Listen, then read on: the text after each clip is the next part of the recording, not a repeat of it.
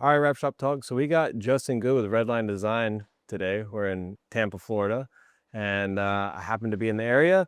Me and Justin met probably like 6 months ago, and I was like, let's give it a stop, kind of check out the shop. And you got a really cool facility here. Thank you. So tell us some about like when did you start? How did you get started? Because I saw some trophies on the wall, and you had Best Wrap 2008. So Um, been messing with vinyl stuff for quite a long time. I think I probably got into it like towards the end of 2000, going into 2001. Um, Made it all official at that point with, business name and doing all the legality stuff to go behind it. I started all that up in Virginia, right outside DC, around 2000, 2001 time frame. Going from there, and then from there just different cars, different customers, different projects, and that just led to all the awesome shows back then with HIN, and I think that's where probably one of the first rap awards we got came from around that time. yeah. So were you specifically into the car scene? Is that like what got you into it? Was you were into cars? Yeah, I was really big into cars at that time, and I think too what kind of helped grow the business was the fact that you're a car person for the car people. I worked for a couple other shops where they despised all the car people. Oh, they're too picky, they're too this, they're too that. They didn't want to deal with them. They didn't want to deal with the headaches. They wanted, the quick turn and burn on a commercial lettering or this or that. And come to find out, those people are just as picky as the car people. But being able to relate on the same page with a car person, when maybe the owner of the other business was more into something else and didn't really care about the car scene, that's where I think they got lost. And being that car person, it was great because, you know, even now it doesn't matter, um, how hard you're working to get whatever car you want. That car that cost them $5,000 is the same as to the guy that just cost him $5 million. Yeah. Everyone's working to get to their goals of what they want, and there's no one's lesser or greater, because everyone wants their car, whatever their dream car is. Right. So Yeah, I understand that. I'm a 90s kid, so Hondas. Like, even though like I'm a way bigger fan of like Porsches and stuff, I have an affinity for the CRX, for example. Like I like weird cars. yep. I had 14 CRXs when I was a kid. So I went through 14 of them. I kept like slowly getting up to finally like a SI that was like super clean, and had that one for a while, sold it. I regret it because now they're like 15, $20,000 for a nice one. It's crazy. Yeah, what Meekum one just fetched like 80 grand or something. It's insane. Outrageous. So Yeah, I finally got my hands on. I have a S2000, but it's a not a clean car. It's a chopped up and heavily modified car. But I ended up getting the NSX, and I have one that's sub 50,000 miles. I don't drive it. Yes, it's a collector's piece. So yeah, I mean, everybody's car is really relative to them. I mean, even like weird things like this little Suzuki that you have behind the cameras, like some people are big into those. yeah, Every car has like a cult yep. following. It's And interesting. and now too, with I think the importing of vehicles, it's a lot easier than it used to be. I mean, getting things from one side of the world to the other is a lot faster now, and I think that's one thing that's also helped the industry with a lot of products and things like that too. I'm sure it's helped out with a lot of other things outside of here. But being able to get those cars sent over, and now they want the cars that we have, and so kind of a trade-off on it. But I think I'm the 90s shitbox fan myself, so I have 2G Eclipses, and I think back then I had, I don't know, anywhere from 3 to 5 at any given time, and now I've had to dwindle it down to one. Yeah. But those cars have more, I feel like, more nostalgic value to them, especially when you're driving one down the street and everyone's pointing, going, I had one of those in high school, I had one of those in college, I remember that. And the smile on their face. Granted, a Ferrari or Lambo will probably do the same thing, but you're not getting that instant connection with somebody you know, when you have a car like that instead, I it think it's more grabs. like our age is finally getting to the age where they have some more established income. And so they're acquiring the thing that they want. So like we were just at my mentor shop and my NSX was above a GT40 with only 49 miles. It's $1 million car. Yeah, yeah. He said, no lie, the right person comes to this shop, they will look at that car and say, how much? Like they want it over, and there's a GT40, Yeah. and I would gladly take a GT40 over the NSX all day. But there's a legit GT40 sitting like the first year that it came the redo, and it had 49 miles on it, and I'm like, they're crazy, and I'm a total like NSX guy, but yeah, it's interesting. I think there's like just like as a kid you want that, and then you couldn't have that, and then you get that, and I think too, we were at a point where like we had it, but we only had like the bare minimum, and we always wanted more power, a bigger turbo, or this, or we wanted the nicer exhaust. Well, now we have more adult money. Yeah, I could probably go out and buy whatever Porsche or this or that, but I want I want all the tubular arms now for my car. I want all the stuff that I couldn't afford or never got made back then. I want those parts now, and I want to build that car again and have to go relive and have yeah. those fun times. That's how I feel in the S2000. It's got 600 horse, so it's dumb. Yes. But well, back to business. I mean, what? So car shows got you in it, but like obviously this is not a very easy industry. So like, what outside of passion, like what were some things that kind of like really like, especially like I don't know, maybe we all have different minds, but like, did you stay in that like very personal custom realm for a very long time, or did you branch out into commercial or color change? Like, how did your business really start to grow and change and evolve over time? Because I mean, you've got before we even continue to be clear, you've got over 20 years essentially. Yeah, it's been fun watching it grow, watching the products grow, watching the scene change with all kinds of different stuff, from the, you know, the custom car show guy to even the commercial vehicles, and even how crazy the commercial stuff has changed from, the different finishes, and then kick in the designer aspect of creating something really awesome where it looks like the back of your trailer door, is down, and things are falling out of your trailer as it's driving down the road, you know, like people see that, Right. and it just catches the attention immediately and makes it a discussion piece. But it's been really fun watching the change of all the products, trying new things, meeting all the new people, different projects. There's never the same project. It's always something different.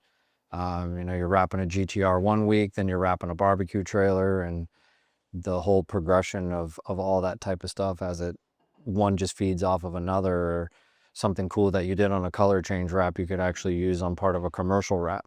Mhm. Take all the things in different ways. Yep. So are you a designer yourself, or were you more the installer aspect?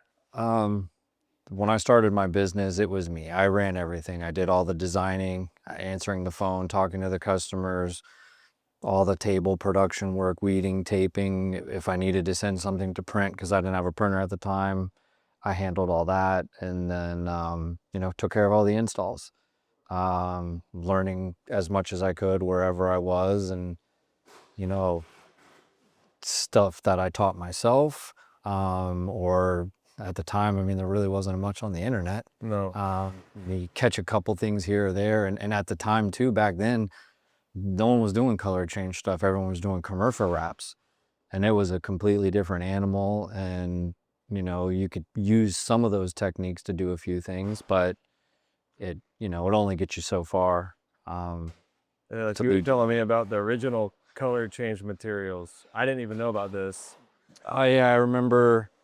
I don't remember the exact year, but I remember. I think it was an old school Orocal wrap film that I believe they were using House of Color paints on, painting them, rolling them up. I don't remember how long or how big the rolls were, and you'd get that and cut it down and wrap a car, and that was to me kind of some of the the first color change film that I really remember that actually had colors, not just black or white.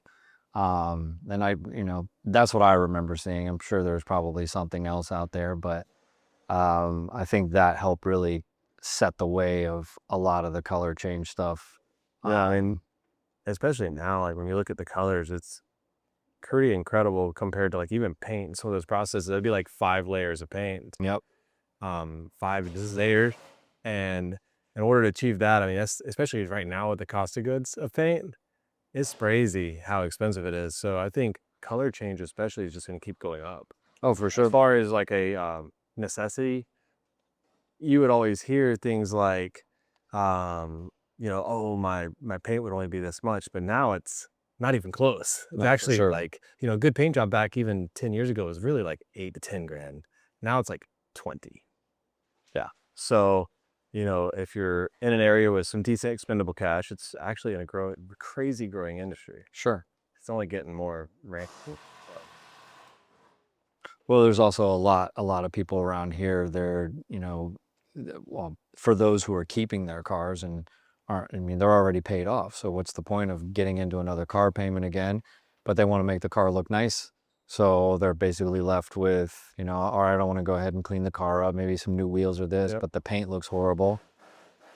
And, paint shops are quoting, even for basic stuff. I mean, you're not talking about a Mako paint job, but a good body shop, one who'll even touch it because it's not insurance work. Right. And that's all they want, Oh, but anybody else who's going to touch that starting out 8, 10, 15, exactly. 20 plus, depending on how crazy you want to go.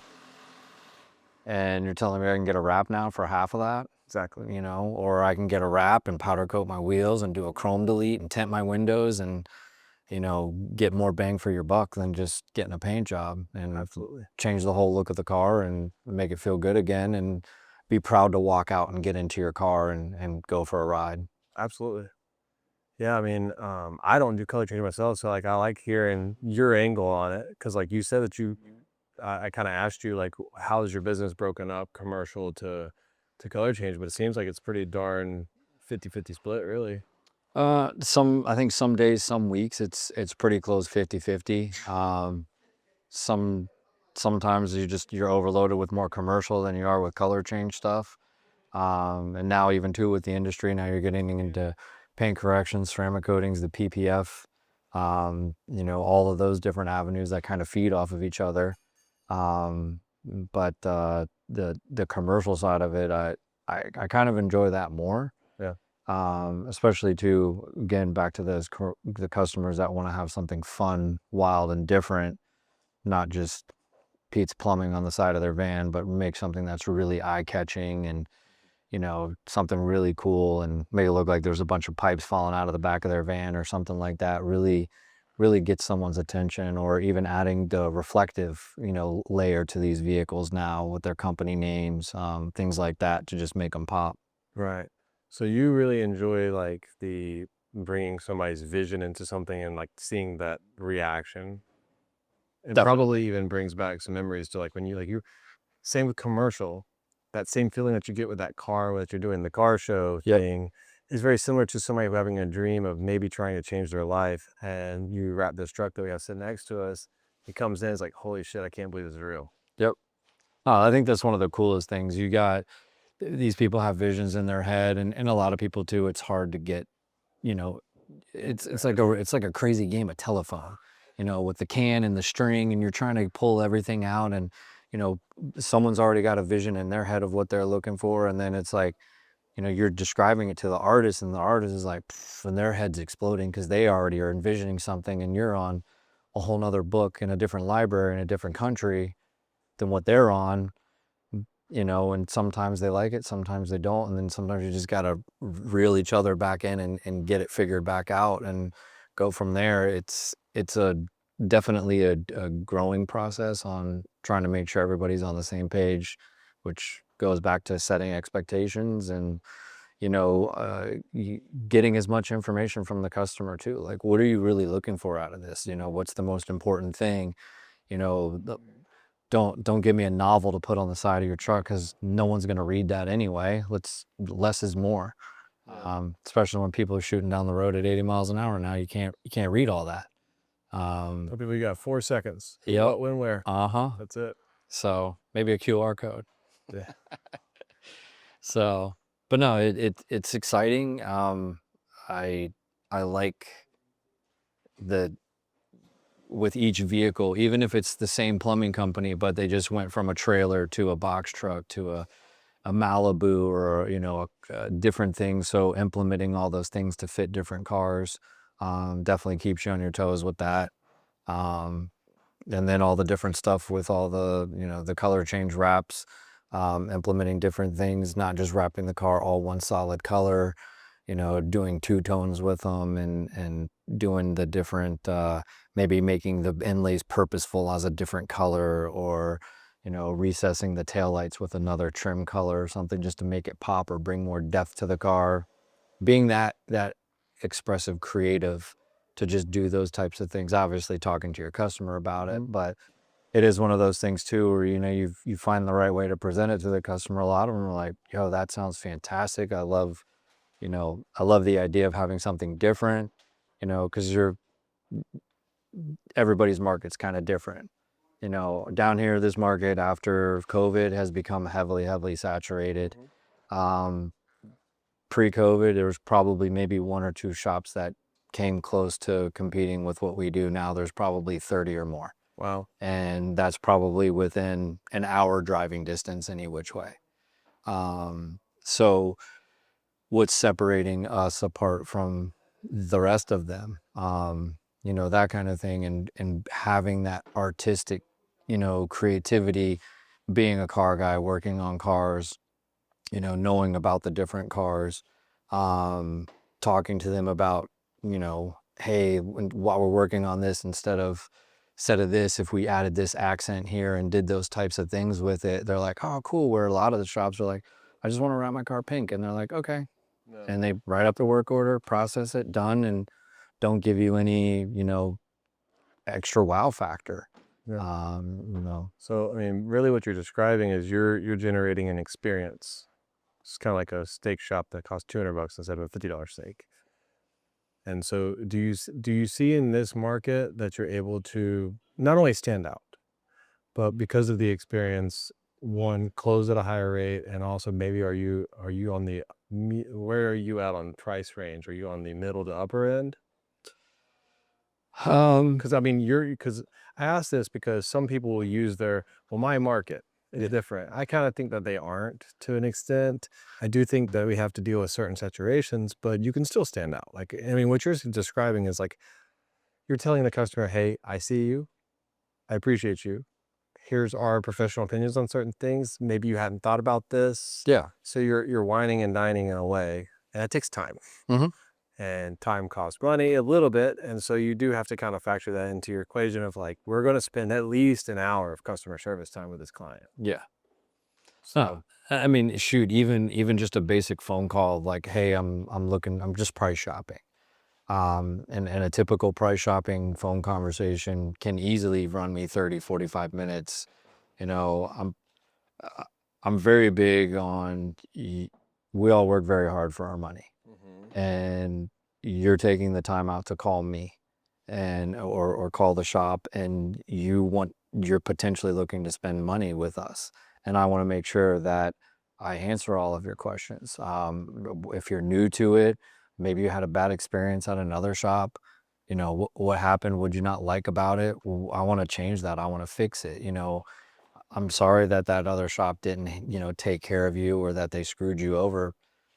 That's not how it works. That's not how we are, and it shouldn't have happened. And, you know, all of those things are unacceptable. And this could be completely changed and can be completely redone, you know, where we can meet your expectations of what you're looking for.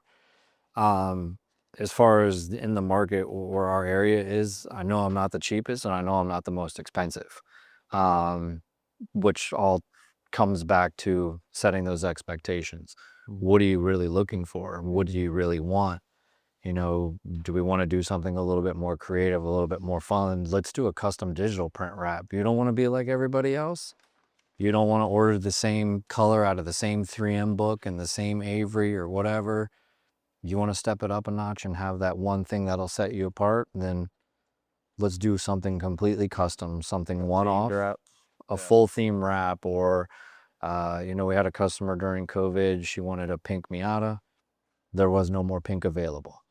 So we created her kind of like an ombre fade custom with koi fish and, flowers and all kinds of cool stuff. And she's happier with that than she was getting just a pink wrap, Yeah. would just look like another pink Miata going down the road. But now you have something very unique and custom that just set you apart from all the other pink cars that just showed up at another event.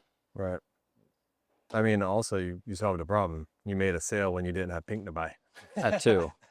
So, being able to design and print, having all that in house makes it very easy to, solve some problems very quickly for other people too. How big is your team currently? Let's see here. We're counting me, we're sitting on 7 others. So we have 2 full-time installers, another installer that does PPF, ceramic coating paint correction, full-time designer, a social media person, and a couple people that we're training and working with that are kind of apprentice type deal that they're looking to get into the industry. Not really sure if it's PPF, if it's wrapping, commercial color, like that kind of thing. It's pretty big industry to kind of jump into, and you never know what you like A lot of options. until you start messing with some different stuff. Right. And one of the biggest topics that I talk to a lot of people that they have struggles with is hiring. And I've been in your shop now for 2.5 hours or so, and like I've seen very few people ask you, hey, what's next, or what do I need to do? And so, like, naturally everybody's in their lane, they're working, seems pretty well organized. What are you doing to attract talent?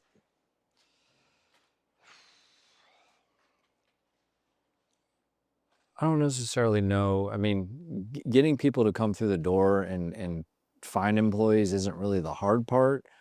It's finding the employee that, I guess, meshes well with what you've already established, what you've built. And then also to finding the right people that, want to come into this and, you know, have a certain perspective already on a direction they want to go.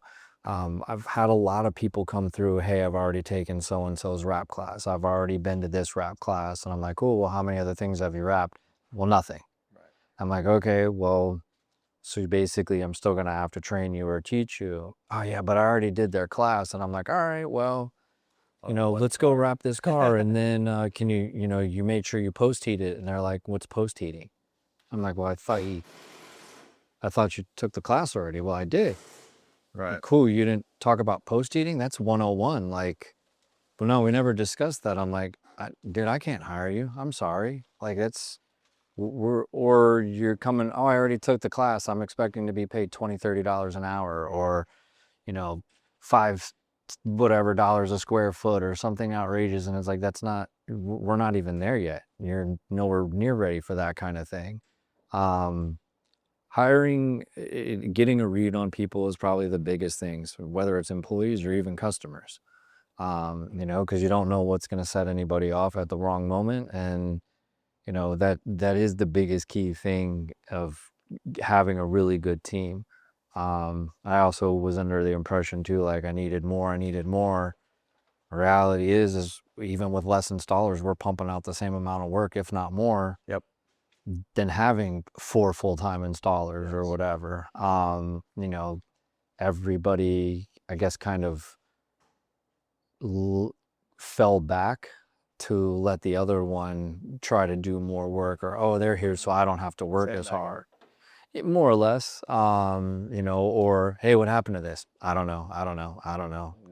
Pointing fingers, this or that. Well, okay, well then now you're in charge of one car and you're in charge of another. It kind of helps, but kind of doesn't help. And then you've only got, I like to run a technician. So we run a full-time technician here whose main focus is taking cars apart and putting cars back together.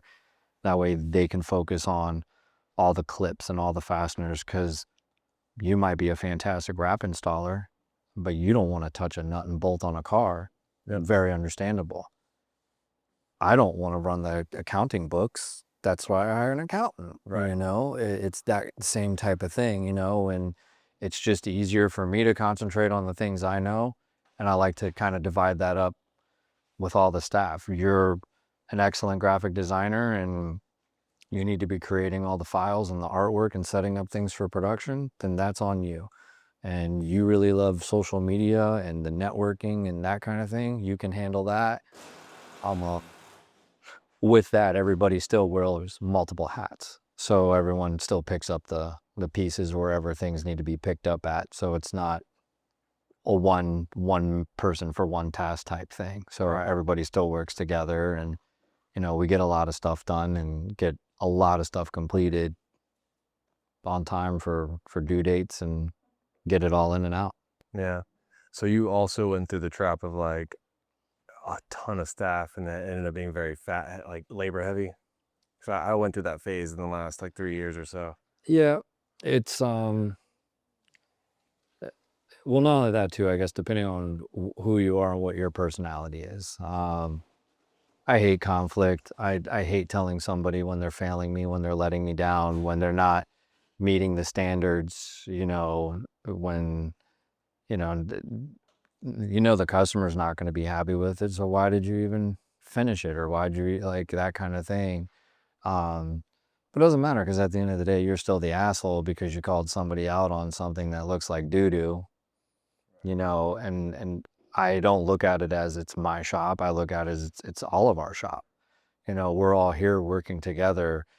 The salesperson up front who picked up the phone to make that call got the customer to come in, and now they're leaving a deposit, and now we got to do a badass job on their wrap and get it done and get it in and out. Like, then you're out at the next car event or the next Cars and Coffee, and people are oohing and awing around that car you just finished, and it's like, yo, we all did that. We Right. did that together. Like, everybody's looking at your corners and your edges and that precision stuff. That's the reason why you need to go to here. That's the reason why you need to talk to these guys. One of my first customers after moving here to Tampa, um, we wrapped a car. I don't remember what car it was that he saw. Um, he came to me. He asked for a price to wrap his R35 Skyline. I think it was when they first came out, a couple years after. Um, and we're talking, going over everything, and he's like, "Man, I got to be honest. You could have told me my wrap could have cost $20,000, and I would have paid you for it." And I was like, "That's pretty generous." I'm like, "Where'd you come up with that number?" And he's like, "Well, I saw how you trimmed out a car. That you took the time to like trim into a certain area where most of the other stuff I've saw, either it was cut short, it was cut wonky, it was wavy, it was, gross. And I already knew I didn't want that. And I saw that hood and the way you did it, that I already knew you were going to be the one working on my car." And since then, I think we probably wrapped 5 of his cars. And it's, that those little details, even your shop, you don't know who's walking in. Mm-hmm. He could be walking in to have his Camry wrapped, and let alone he's somebody that's got, 100,000 trucks that need to get rebranded somewhere all over, Can happen.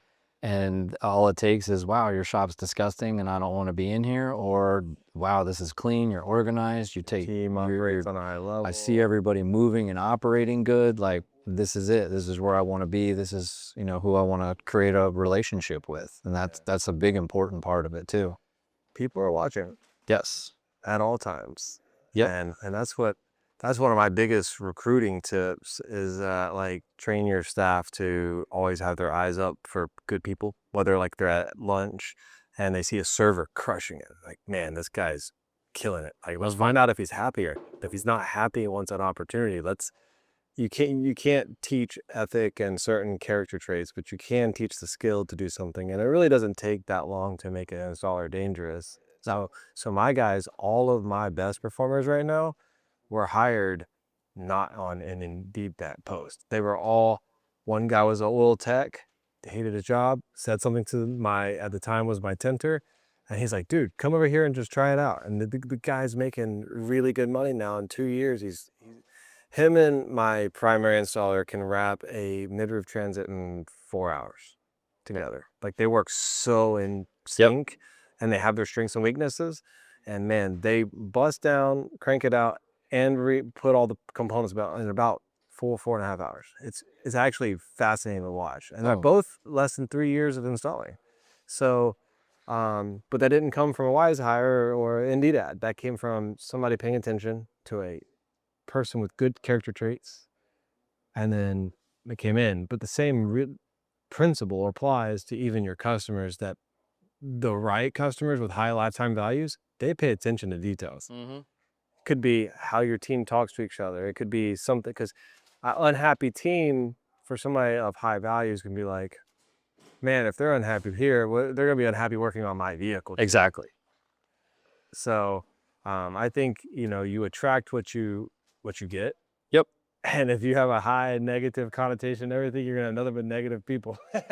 That too. And also too, I think, trying to make your staff and, whoever's here trying to make even some of our customers, they've been in here and we're like, hey, we just ordered up a bunch of pizza. You guys want some? Like whatever. And we have a projector. We do movie nights in here and Actually, what talk about that. You guys do a ton of things that are just unique that I've never heard of.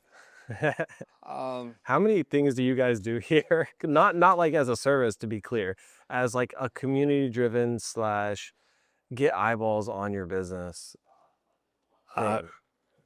try to do some different things. So try to do a couple things where we include our customers and some stuff. One of the things we actually probably are due for another one, but we've done a drive-in movie night where we've cleared out the bays and we've all parked our cars inside and fire up the projector and popcorn, whatever, watch some videos, and you can either sit in your car, we'll pull the couch out and just hang out and have fun and just, the camaraderie of that kind of thing, something different. We've also just done some different viewing parties, F1 race or whatever's going on. Everybody will get together, bring some food, hang out, relax, um, you know, open to customers, obviously the employees, do that kind of thing. One of the big things that we started here a couple years ago now, that I have a small Hot Wheels problem. You do those small Hot Wheels Just a problems. small Hot Wheels problem. I am selling some stuff though. That's step one of Yeah, yeah. Step one. I of admit the it. Step two is process. selling a couple more. But no, there's the buy sell trade community, like everything else, baseball cards and different toys and games and whatever. We clear out the shop and we set up a bunch of tables and we set up a whole buy sell trade for Hot Wheels and diecast collectors. And we've been running that for almost 3 years now, 2.5, and it's great. We've get a whole bunch of different people that didn't even know about our shop. It's cool because people are running around holding different die-cast cars, and then the real car is sitting outside. Yeah. Some of our customers, they'll bring some of their race cars, exotic cars, things like that, because it is open to families, and we've had a lot of kids that don't ever get a chance to see cars like this or get to sit in one, and some of them even get to go for rides in them. Yeah. Even adults too, like there's adults that have come in and like, is that a Skyline? Like, I've never seen one Right. before. Like, yeah, you want to sit in it? I know the customer, they're cool. They would be okay And with you they're gonna have sitting the in it. opportunity. Yeah. Yep, let alone being next to something like that. And they get a chance to do that now. So we open that up. It's free to the public. We've made little shopping bags that you can walk around and it holds your Hot Wheels car perfectly in it, so you can stack them all up. And a lot of thought that went into it. We make a bunch of stickers and hand out a bunch of free stuff for people and different things like that. And it's been awesome. The collectors enjoy it. Even people who aren't collectors come in and just to look at it and mingle and talk to other people and do different things like that to expand their network as well too. So it's been fantastic. Have those methods been like your key, like just real, like in-person networking methodologies? Is that your primary marketing source? No, I think our biggest marketing source is just is word of mouth. Yeah. That customer experience. Um, I've even had a couple customers where we weren't, for some whatever reason, we weren't able to do the job for them, or they were in a super hurry and they couldn't wait to get on our books. And they've even come back and been like, I screwed up. I should have went with you guys. I know you didn't wrap my car, but I still tell people, by the way, I didn't go to the right shop. You should go to this guy. They'll take care of you over there. I didn't wait. I was in a hurry and I regret it ever since then. Yeah. It just kindness. It all goes a lot way with everybody. So talking to everybody, telling them what's going on. When COVID happened, and we were 6 months booked out for COVID Wow. when that was happening. And before we even got into a spiel, before I even said, hi, welcome to Redline Design or anything else, hey, we're 4 months booked out. We're 5 months booked out. We're 6 months booked out. And they were like, are you serious? And I'm like, I, Yeah. this is where we are. I'm going to tell you right now, like, if you want to wait, like it's hit or miss, because now people are trading in their cars and then they're getting rid of them, or they're Yeah. and getting into accidents. Like, there's a chance you can move up. I just don't know when, Gamble. and that kind of thing. And then materials. So, Yeah, by the way, if you want to wait, I'm also taking your money. It's non-refundable because I can only return for so many days. And then if I wait too long to order your film, it going might out of not be stock. there. Yep. So, that part, being honest, being upfront, not young anymore. So kind of like we were talking about earlier, You don't I, have much of a filter. eh, dude, I'm not looking to overpromise and underdeliver. I'm not a punk kid, trying to do that anymore. I'd rather be 100% honest. I'd rather tell everybody what's going on, and just be truthful with it, because all that's going to go a long ways.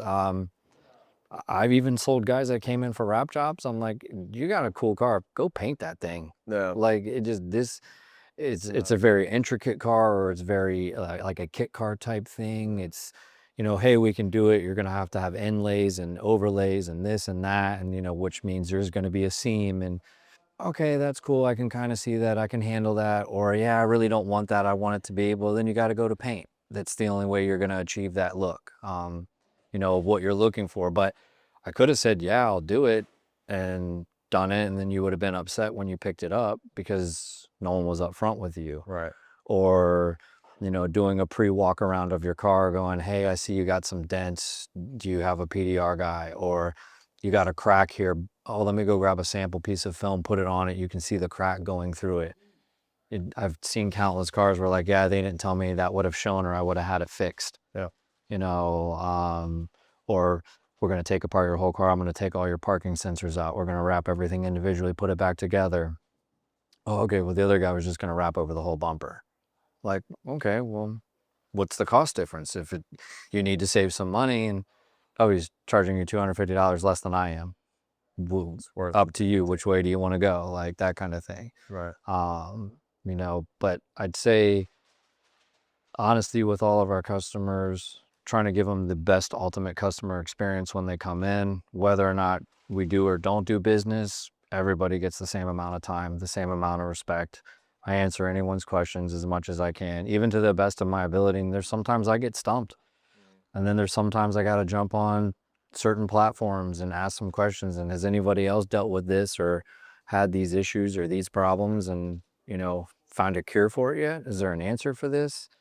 Well, I think the big things in the industry are a lot of, like, friction and rubbing, where vinyl starts to Yes. pull or rub. Able to And tight nowadays. yep, And they flex. So and the dually fender flares, the certain trims. I noticed Audis have a lot of it too, with the way they kind of pull on certain areas of their cars. And one side of the car is completely different from the other side, where it's pulling and the friction, and you're like, man, what the hell is, how do you fix that, and what's the deal? And, oh, you should lay a little piece of this and slip tiniest some of of that depth. in, Yeah. and that and this, and those kinds of things. And it's you know uh, as much honesty as possible, and just discussing that and being upfront with what happens. The Dodges are the Chargers and the Challengers, the hoods. Yes, Dealing with the intake that goes in. doing it really Actually, bad.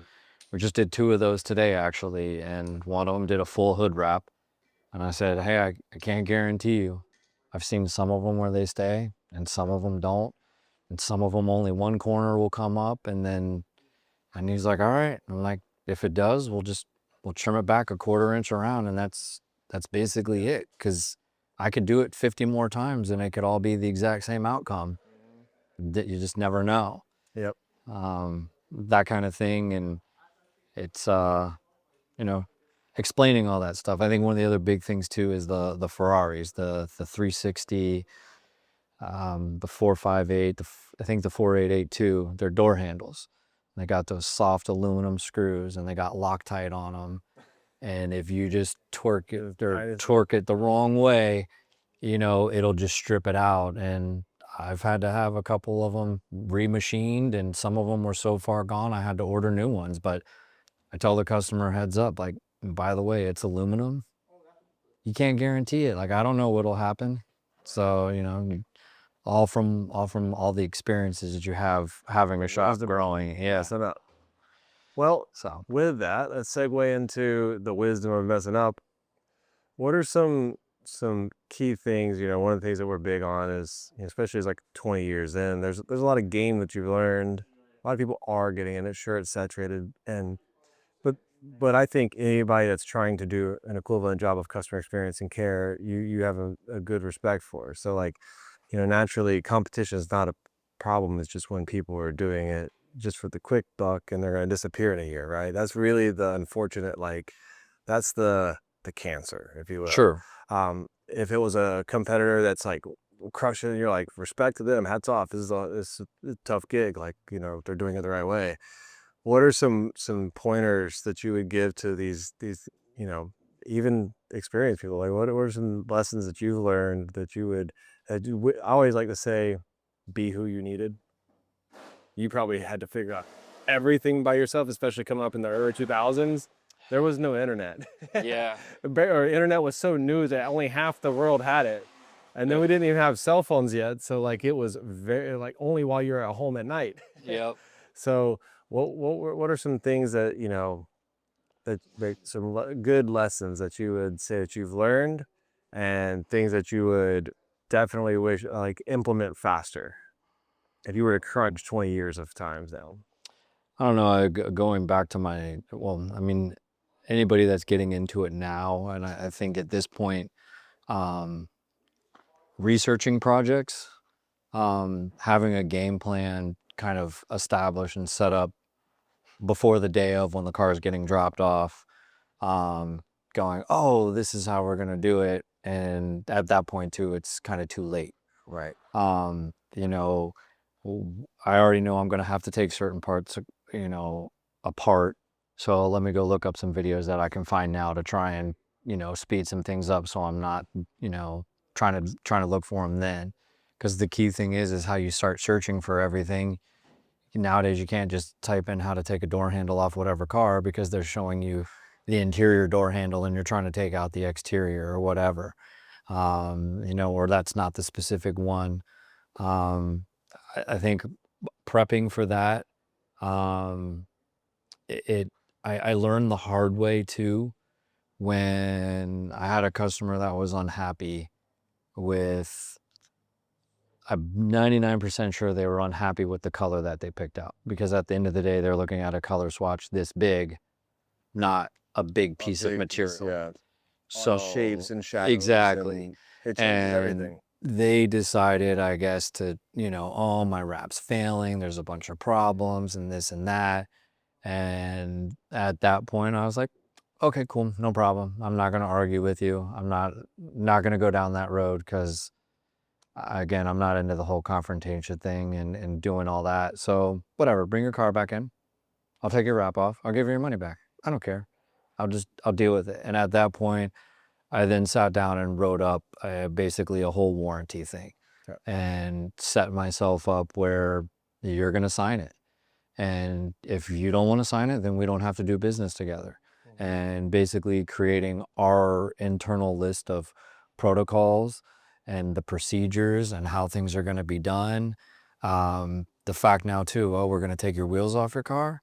Okay, well, I'm going to put your wheels back on. We're going to torque them. I'm going to take your car for a drive. I even have a form printed out with a map that shows you where I drive your car, the rough mileage you'll see back on your car, so you're not freaking out when you get back in and there's 2 miles extra on your car or something. Right. You know, that kind of thing. You sign off on that. It went real.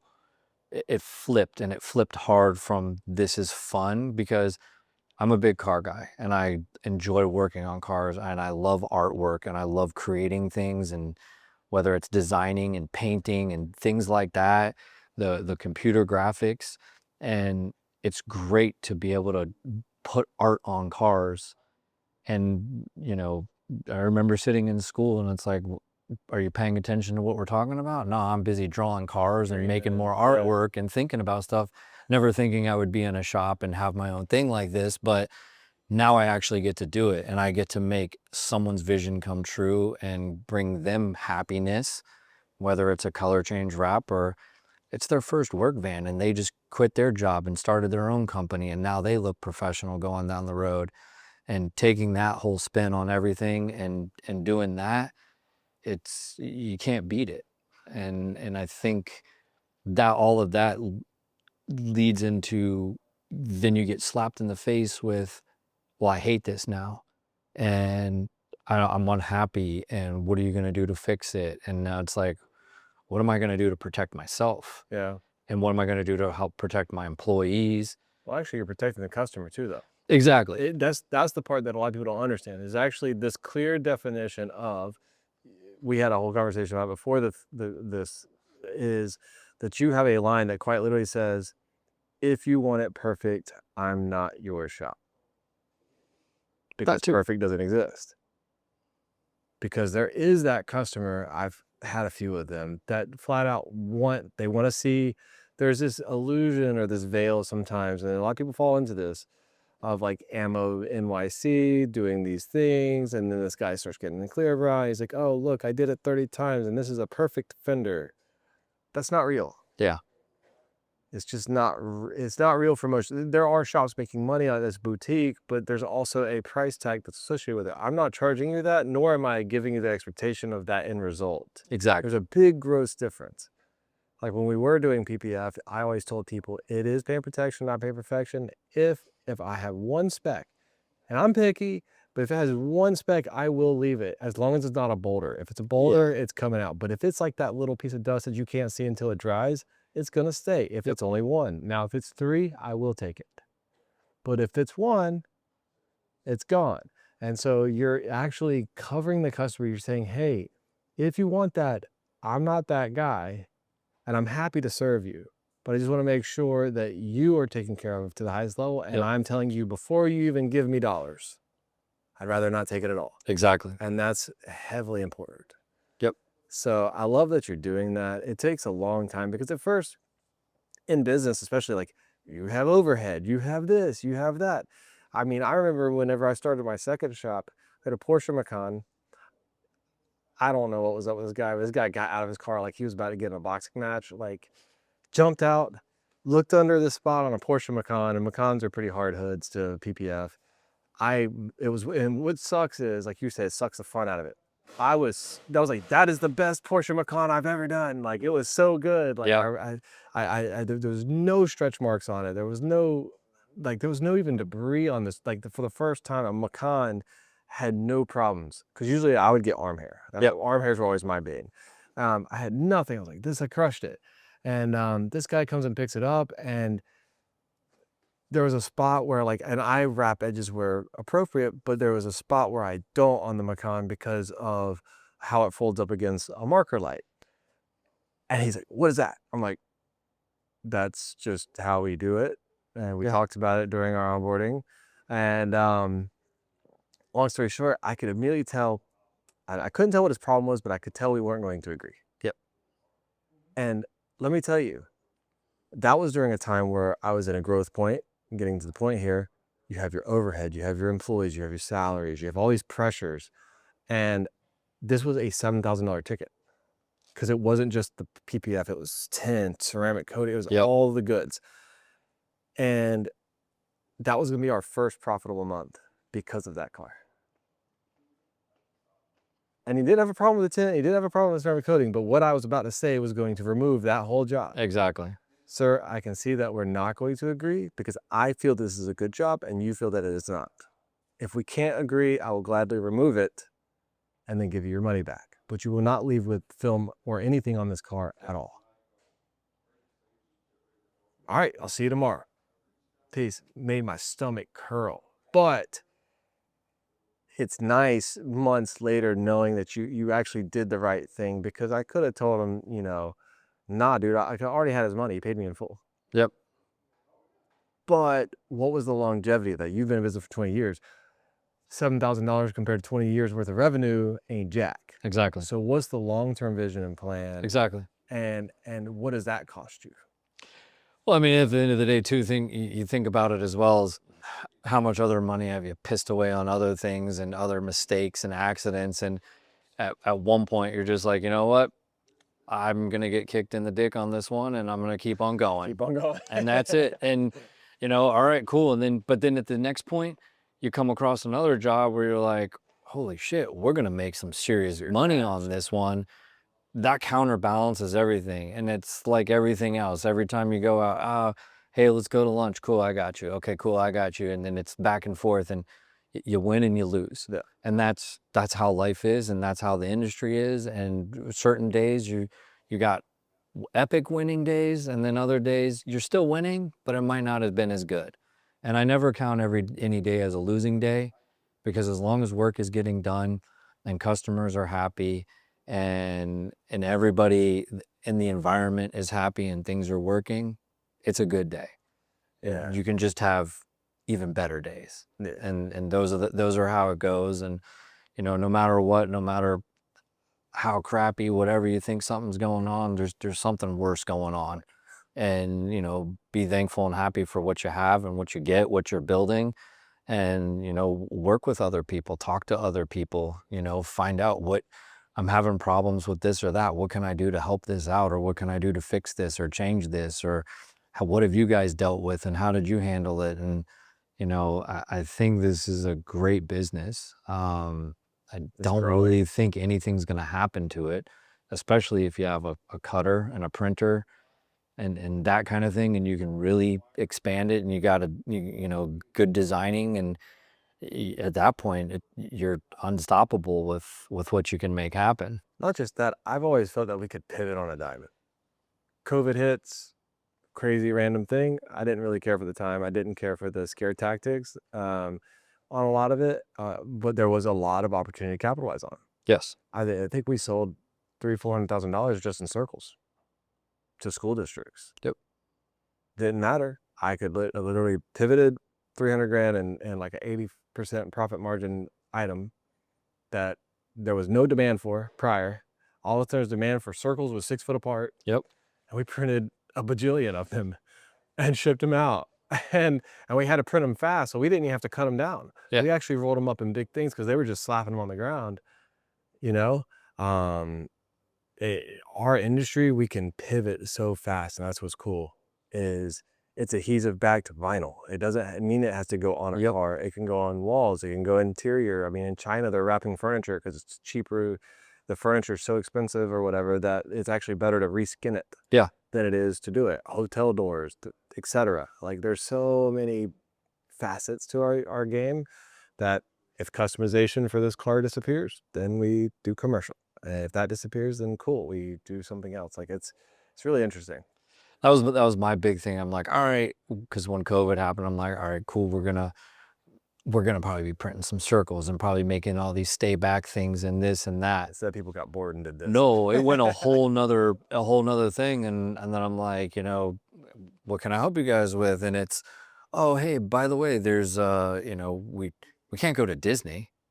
We can't go on our world travel tour. We can't go on this. And we've already saved up 10, 15, 30, $40,000. Well, wife just said I could take 5 grand, or, you know, she's going to go buy this. I'm going to wrap my Lambo. I'm going to do that. Like, or vice versa. The ladies are coming in. Oh, I want to get my car done. And He went out to go buy more guns and whatever and this and that. And, it was a complete flip on it. And there was no commercial stuff really, but that side of the industry for us just took off and it was bonkers. And I think even at one point, even in this shop that we're in now, or the bigger location, I was closing up one night as I closed the door and I looked in here and I'm like, why do we have 22 cars in this building?